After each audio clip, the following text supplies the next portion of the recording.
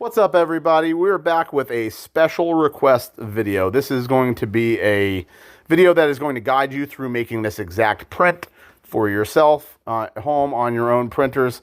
So if that is what you're looking for, you're in the right place. We're going to walk you through this thing basically step by step from starting off in Maker World, importing it into the Bamboo Lab Studio, and then go ahead and hitting that print button.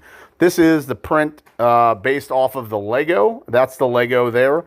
The little miniature Hulk. So the print that you're seeing there, I believe we enlarged to a height of roughly 300 millimeters. So pretty big print. But don't fear, if your printer does not go up to that height, it's not a big deal. I will show you how to scale it up or down to fit your exact printer specifications. So we're going to go ahead and start our journey at Maker World. So if you'll type that into your search bar, open Maker World, it will look just like this. And what I'm going to have you do at this point is go ahead and type this into the search bar. If you need to, just hit that pause button. You can pause it, and then you can go ahead and type all of it.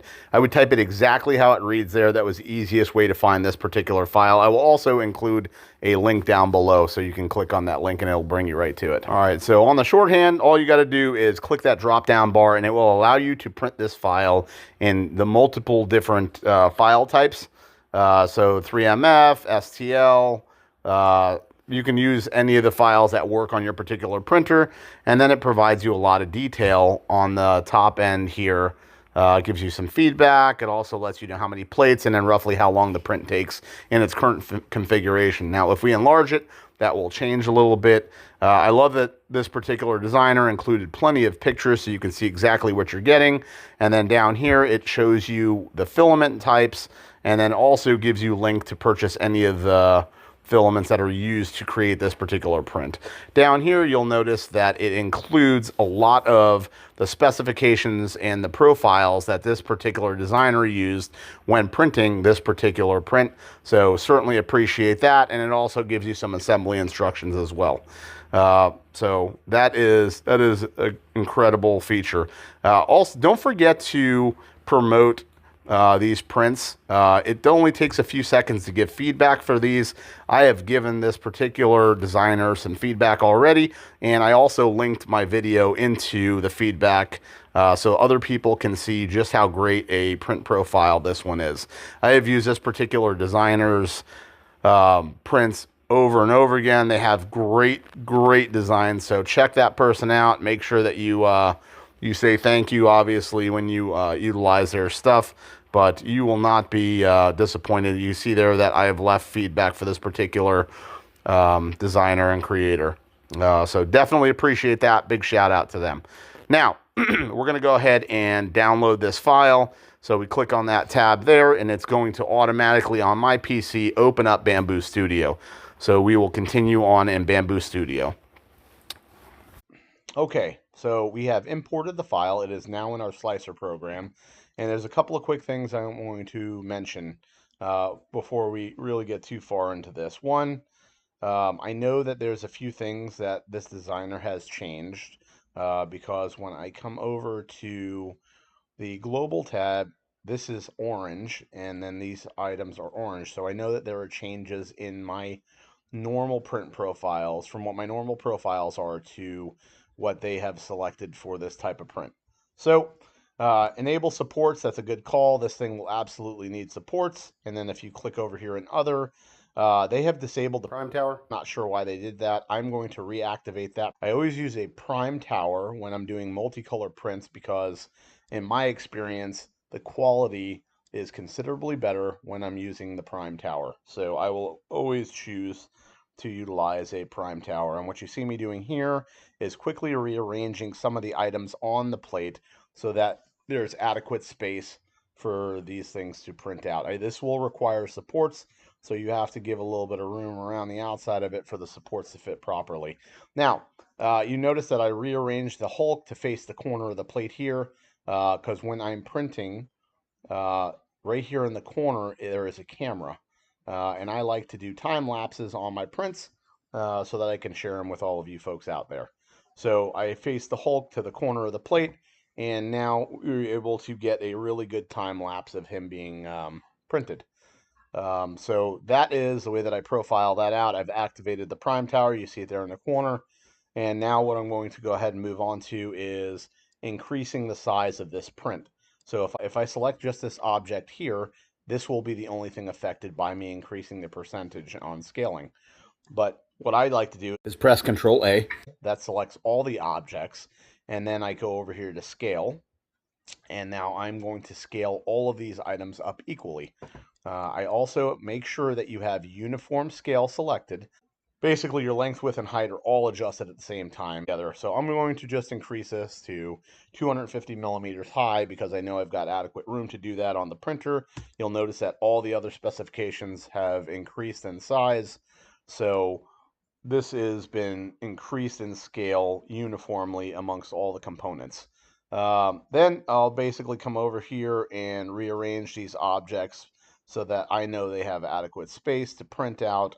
I have just like certain ways that I like to set things up when I get ready to print.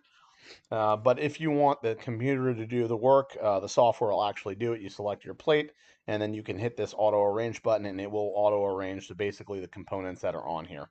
So it'll do that for you. But again, I kind of have my own way of wanting to do things, so I usually set the objects on the plate kind of the way that I want to do it. And that's that. Okay, so we've scaled this out, and now we're getting really close to printing this out. There's a couple of quick things that I like to check one last time before I go ahead and print. So one, I like to come over here to global, click on that tab. It is in 0.2 layer height, which is pretty much a standard. I think that doing this print in that height will look amazing. I know that because we've already done it, so I know that it'll look good. Certain prints that are maybe have smaller features, you may want to use a shorter layer height. It'll allow you to see the features in greater detail. So like any of these areas where some of the smaller features would be visible, if you use a lower layer height, it would allow this to just be sharper. So that's just something to consider.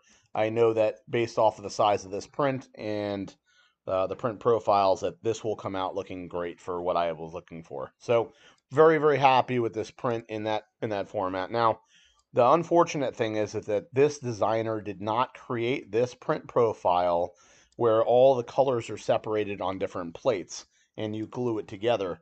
The only way to print this particular file in color is if you have an AMS. Now, if for some reason you have to print this in a single color, I'll show you how to do that really quick. But firstly, I'm just going to send this to slice. So if you want to send this in color to print, this is what the next step is going to be. So we click on the slice button, and we can do this a couple different ways. I always use filament savings mode when I can.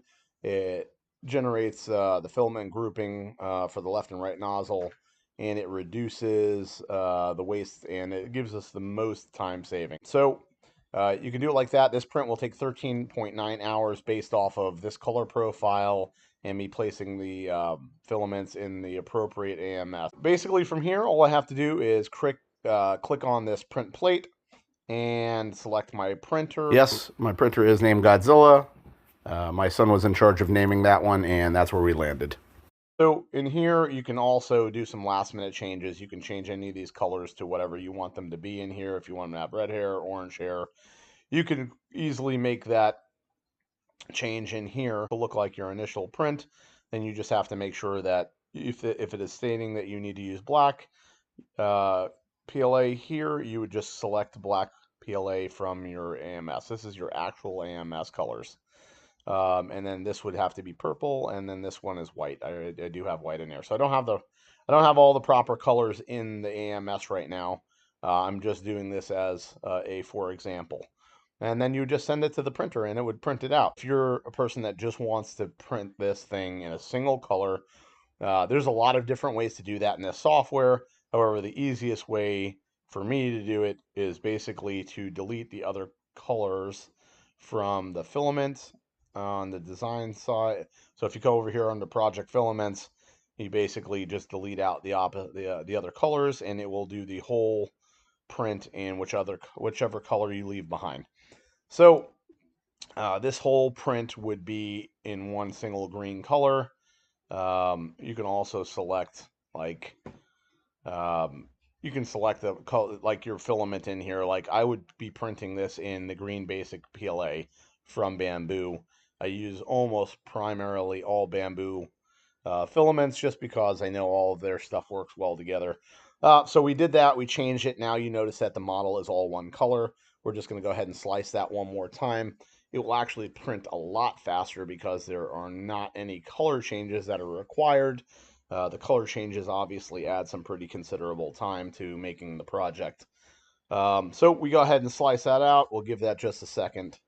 Okay, so now we're looking at a time of 7 hours and 3 minutes, which is considerably less than we had for a print time before. Now at this point, we're going to go ahead and send to printer. And basically, all you got to do is hit that send button, and your Hulk will print all out in one particular color. Now, don't forget, you have to go back and print the second plate.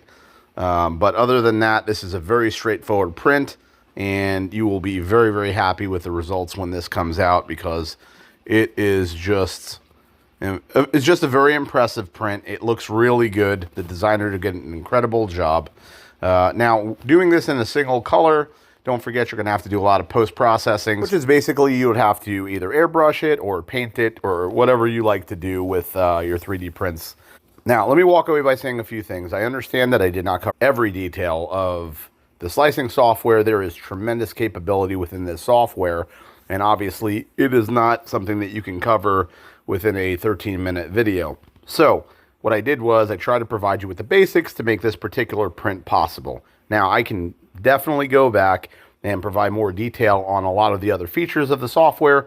All I need you to do is tell me what it is you're looking for in the software, and I can do my best to help you get there. On another note, MakerWorld is an incredible, incredible resource. There is just about anything you can dream up located within that software to find to print. I mean, there are so many talented designers on that format. So I would encourage you to go to MakerWorld and search for whatever it is you're looking to make and see. Because if you could dream of it, it's probably in there. Now, that's all I've got to say. I really appreciate your time. Like, subscribe, and smash that thumbs up button. I will see you on the next video. Thanks for watching.